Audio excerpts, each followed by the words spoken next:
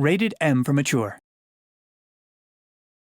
Teamwork really makes the dream work in Zombie Army 4, so here's how to get your squad in tip-top shape when playing in the big leagues of the undead apocalypse.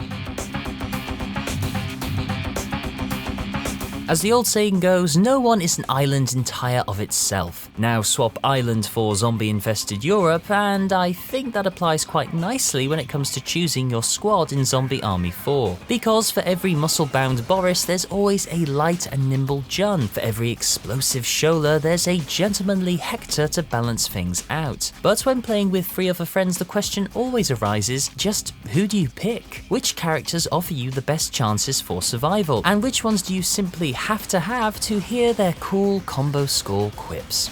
Guess I'm on a roll. For this video, we're going to focus on the characters from the Zombie Army 4 cast. Sorry Left 4 Dead survivors, we already know how closely knit you guys are, and we're going to offer our insights into why each character can complement the other in a squad. And if you wish to become a Rebellion team player, then please hit that lovely subscribe button so that the coach can pick you for the next game. As for the rest of us, it's time to hit the ground running. When King Xerxes invaded Greece and began the Battle of Thermopylae, he first deployed what has become one of the most useful units in any ruler's army, namely the Scout. And this is where Jun comes in, because instead of discovering oiled Spartans washing and grooming each other's hair before battle, in Zombie Army 4, you're going to be discovering, well, zombies. A lot of zombies. And if you have Jun on your team, your scouting abilities will increase by a factor of a lot. Like her bio suggests, Jun is a lone wolf, a product of what I can only assume is some very intense cardio endurance training. She's the fastest character available and features a stamina bar that can withstand long bouts of sprinting, which makes her perfect for filling the role of scout during playthroughs. Utilize said abilities by sending her out first into the great undead-filled unknown to scope out any potential dangers that she, and by she I mean you, can report back. So you need a Jun on your side, but she needs 3 squad mates just as much. If she gets too close to the enemy, she's in real trouble with that weaker melee and less resistance to physical damage. With Jun, it's always best to stay on your toes. Like, literally. Okay, here I go. I'm not afraid. When you want to do something right, do it Russian.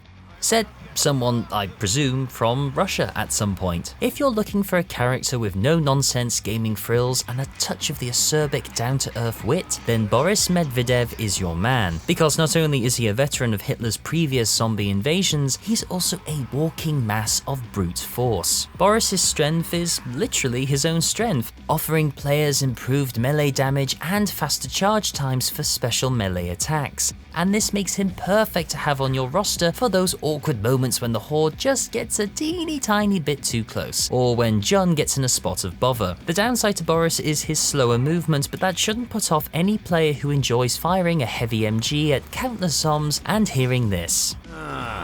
Pathetic creature. Come and face me if you dare. Combine Boris's assets with the hardened, takedown frequency and enhanced stamina perks, and all the vodka in the world won't be able to stop Boris from doing what he does best.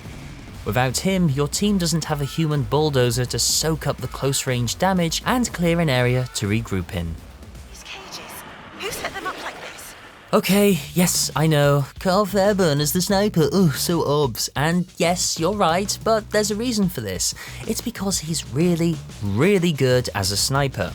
I mean, just look at his buffs. Less stamina required on empty lung, increased critical hit chance on long-range shots, easy for him really, and his overkill requires fewer charges to activate, a consummate professional if there ever was one. Combine Karl with the rifle ammo pouch perk for increased rifle capacity, the overkill frequency perk for when you want Karl to send a pretty direct message to any zombs in the vicinity, and the sniper focus perk for when you want to max out that empty lung gauge for pinpoint accuracy. With these 3 selected, no zombie will stand a chance once Karl's crosshairs lock onto it, making him an excellent addition to Jun's scouting role and Boris the melee monster. Although he has slower health regeneration, if you play Karl's cards right, you won't even need your health to regenerate because you'll have made mincemeat of every enemy from a lovely safe distance. Truly, the sniper's sniper.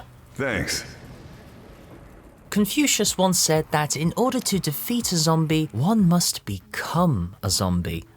Actually, no, that's probably wrong and counterproductive to what zombie slaying is all about. But then again, we do have Hector. For the final role in our squad, you must forgive me for going with a personal choice here. Every team needs a stylish, dapper gentleman to help give an apocalypse a touch of class, and manners after all cost nothing. So therefore, I'm going with Hector. This survivor of Hitler's Plan Z was brought back from the dead, but with the slight twist of him not ending up as a mindless brain muncher, and as such enjoys increased melee damage resistance, takes one to know one I guess, increased bleed out time when downed, and fewer kills needed to charge his takedown. Combine him with perks such as Insulated, Takedown Frequency, and Bombardier, and you have an effective support character in your roster who will ensure you'll have a jolly good time killing zombies. Oh, I say. It's not mandatory to run a support role if you're Hector, but since the other three we've name-checked have clear specialties, you'll best serve that well-oiled machine as someone who keeps in the pack, shoots zombs off of Boris's blindside, makes sure Karl isn't about to be swamped by creepers, and gives a friendly wave to Jun to keep her spirits up out at the front. Goodness, what on earth was that? Well, I don't know about you, but I'm feeling pretty confident with my choice of teammates. Of course, there are many combinations to choose from, and we haven't even had time to mention Shola or Werner or Marie or the entire cast from Left 4 Dead. I'm sensing another video very soon. So best hit that subscribe button for when we visit old friends again, and to stay up to date with all of the videos we're putting out here on the channel. Now, if you'll excuse me, Hector and I are going to have a spiffing time on the dance floor. Groovy.